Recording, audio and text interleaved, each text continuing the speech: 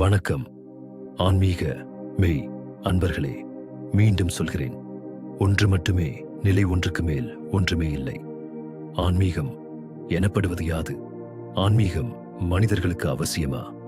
இதுதான் இன்றைய தலைப்பு. இப்போதுதான் நமது சேனலுக்கு வருகை தருகிறீர்கள் என்றால் சேனலை சப்ஸ்கிரைப் செய்து கொள்ளுங்கள். கூடவே பெல் ஐகான் கிளிக் செய்யுங்கள். சரி, இப்போது விஷயத்துக்கு வருவோம். ஆன்மீக மெய்யன்பர்களே, நாம இனிமே நடைமுறை தமிழ்லையே பேசலாம். அப்பதான் நமக்குள்ள ஒரு நட்புணர்வு உண்டாகும். ஆன்மீகம் அப்படின்னா பெருசா பயப்படவோ மலைக்கவோ வேண்டியதில்லைங்க. அது ரொம்ப அழகானது.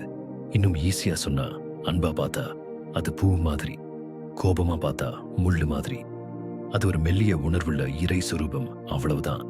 நல்ல நெறிகள் அப்படின்னு சொல்லக்கூடிய அன்பு, பரிவு, கருணை, பாசம், நேசம், சத்தியம், தர்மம், நீதி, நேர்மை, கடமை ஆகிய நல்ல பண்புகளை, நல்ல நடத்தைகளை வைத்து நாமளே இறைவனா மாறுவதற்கும் இறைவனை அடையறதுக்கும் இறைவனால் உண்டாக்கப்பட்ட இறைநிலை வடிவந்தாங்க அது.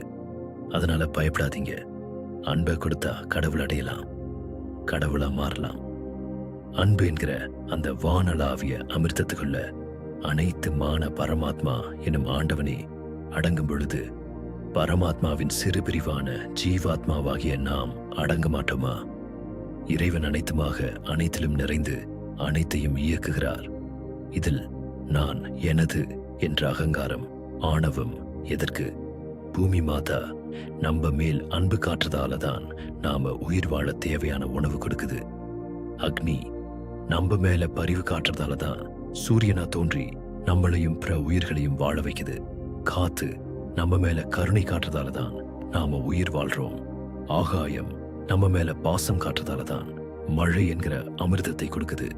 நீர் நம்ம மேல காட்டுற நேசத்தால தான் நம்ம பாவங்களை நீக்கி நம்மள புனித ஆத்மாவாக மாத்தி இறைவன் கிட்ட சேர்க்குது.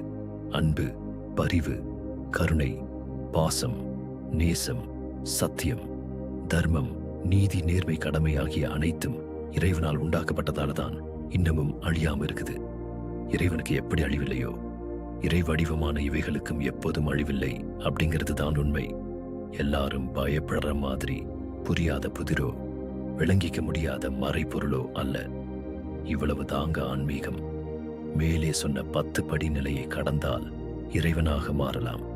காடு, மலை, குகைக்கெல்லாம் போக வேண்டாம், இங்கே இருந்தும் கடவுளாகலாம்.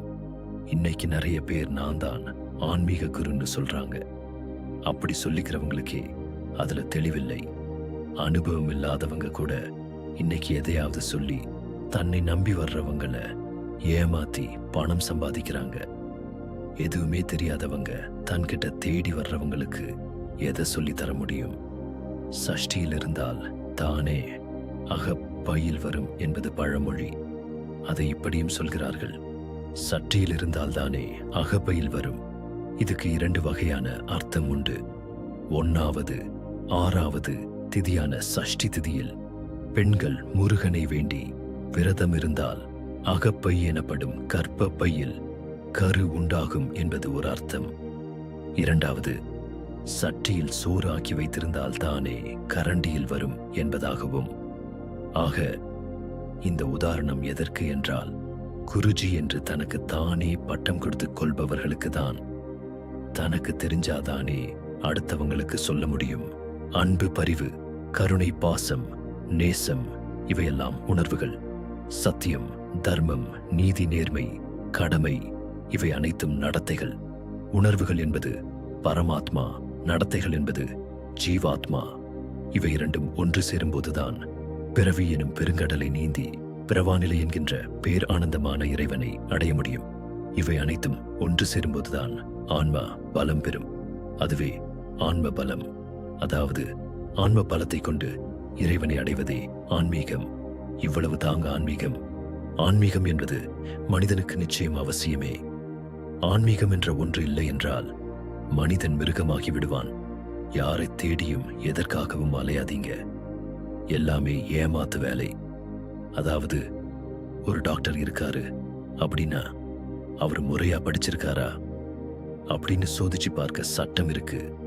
ஆனா ஆன்மீகவாதி குரு என்று சொல்பவர்களை சோதிக்க எந்த சட்டமும் இல்லையே.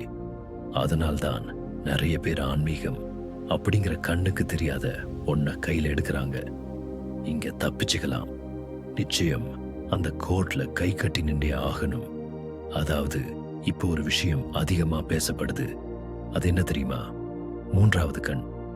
மூன்றாவது கண்ணை திறப்பது எப்படி? மூன்றாவது கண் திறந்தால் என்ன நடக்கும் தெரியுமா?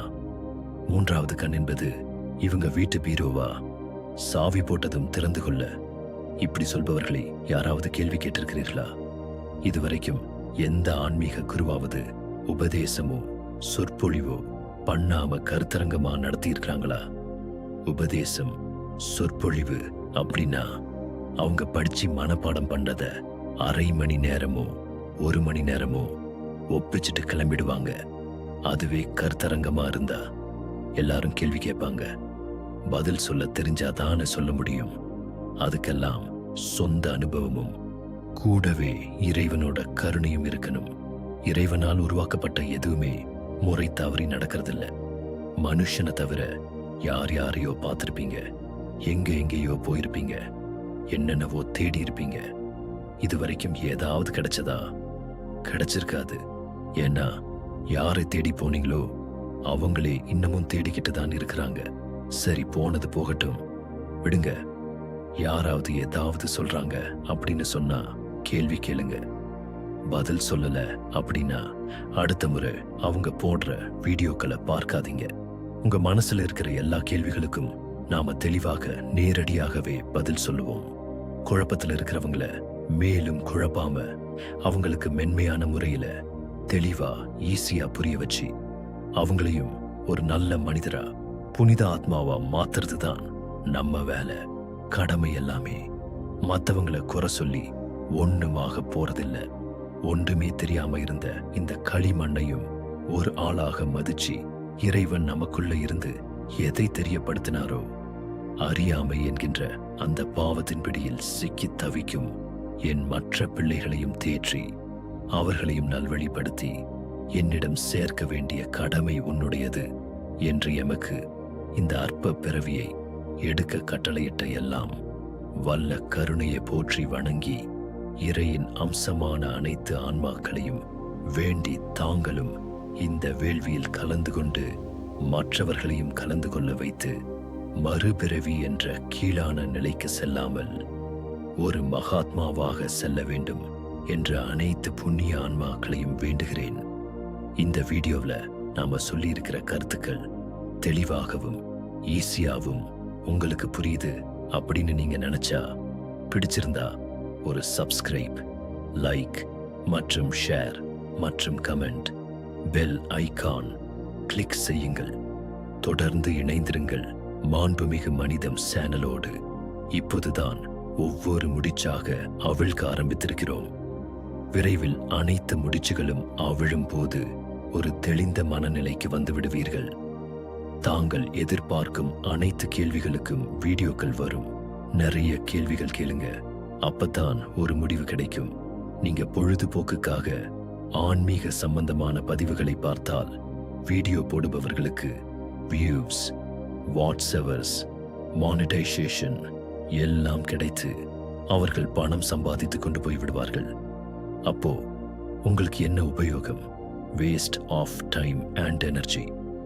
யார் ஒரு விஷயத்தை சொன்னாலும் கேள்வி கேளுங்க. அப்பதான் அவங்களும் யோசிப்பாங்க, சரி இவங்க முழிச்சுக்கிட்டாங்க, இனி தவறா எதுவும் போடக்கூடாது அப்படின்னு. தனித்தனியாக பதில் சொல்லாட்டியும் அது சம்பந்தமா ஒரு பதிவாவது போடுவாங்க இல்லையா? நல்ல தெளிவாக புரிய வேண்டும் என்பதற்காக தான் ஒரே விஷயத்திற்கு 2 உதாரணங்கள் கொடுத்திருக்கிறேன். ஒரு முறைக்கு இருமுறை கேளுங்கள். அடுத்த வீடியோ, கோவிலில் மட்டும்தான் கடவுள் இருக்கிறாரா, வேறெங்கும் கடவுள் இல்லையா? தெளிவான உதாரணங்களுடன் விரைவில். கடைசி வரை வீடியோவை பார்த்த தங்களுக்கு கோடானு கோடி நன்றிகள். கேள்விகள் வரவேற்கப்படுகின்றன. ஆன்மீக எழுத்தாளர் உங்கள் அமர்நாத் நந்தகோபால்.